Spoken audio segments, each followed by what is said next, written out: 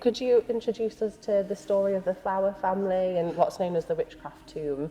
Yeah, as I understand it, and as I know, the family at Beaver were lords of the manor here, and it was always a priority to see that lordship continued. However, in the early 17th century, the family were very ill. There were two young boys, sons of Francis the Sixth Earl, who were both suffered ill health, and one of them sadly died early in the 17th century. I'm going to say 1613, but I might be a little out there. Sometime in that area. The other son was not well. They employed doctors, physicians, shall we call them, of the time, who treated the family, but some of the medication, if that's the right word, was not apparently working. And then in comes the Flower family, which was Joan. Well, the Flower family was the mother Joan, who I believe was a widow, Yes. and two daughters, Margaret and Philippa. Yeah. And they were employed at the castle. They lived in the village here, from what I understand, but they had a notorious reputation. Yes. So they were disliked to a certain extent by the local community. Yeah. They didn't mix, they didn't come to church, and they perhaps used language that was not appropriate. Yes, yeah. And they didn't have the best reputation either, so much maybe with gossip that surrounded the family, am I right? I would think so. I would think that, Yeah. From what I read, I think they were somewhat aloof, the Flower family initially, because they held important positions at the castle. Yes, yeah. And then am I right in thinking then, was it Joan that was sort of the catalyst for them losing their employment at the castle? Possibly. She obviously had problems with other castle staff at the castle, and she was, how can I describe her? I would not think she was backward at coming forward with her opinion. So it came about through all of that they assumed there was something maybe happening to the two sons. That's why there were deaths and illnesses in the family related to potential witchcraft, and then the Flower family, they get looped into that. The Flower family were,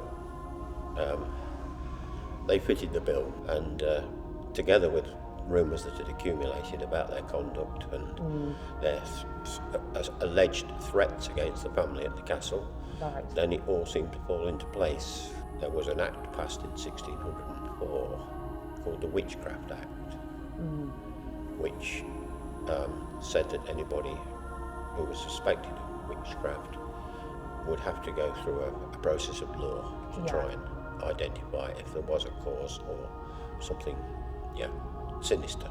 Right, and that's the different tests and things they do, wouldn't they? Yeah. So they had trials. They as far as I understand it, there was what they call an examination, which is like a preliminary inquiry. Yeah. And if the preliminary inquiry finds that there is a cause to answer, then it would be referred to the courts. Right, yeah. In which case, the ladies, having been identified as possible suspects, were actually removed from the village here, and the idea was that they would be sent to Lincoln for further examination and possible trial at the Assize Court when the Assize Court assembled. Joan, the family in their journey to Lincoln, which is about 40 miles away, got as far as Ancaster, which is about 20 miles away, about halfway. Yeah.